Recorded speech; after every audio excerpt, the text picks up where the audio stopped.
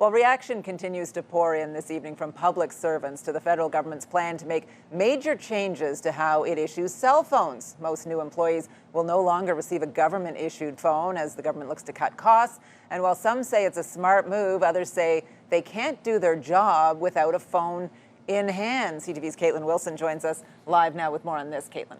Earlier this month, cabinet ministers were told to find 15% in savings over 3 years as part of a plan to cut $25 billion from the federal budget.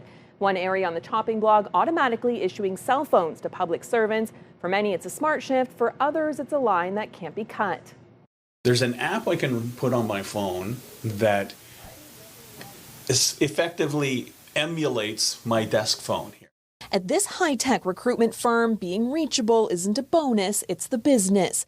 We're constantly on the phone calling all the time, you know.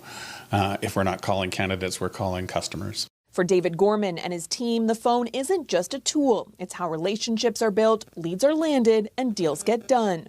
If you leave a voicemail for somebody and they decide to call you back, you want to be there to catch the phone, take the call, you know, because if you miss the call, you might not get another chance at it.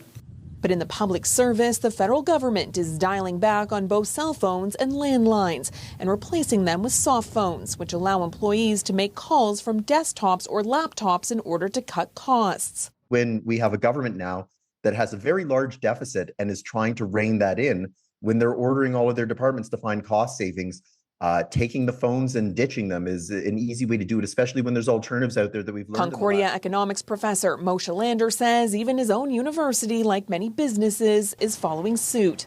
What prof is in the office anymore 9 to 5 and is taking student phone calls or so they said, forget it. Like, use Teams if you want to interact with each other.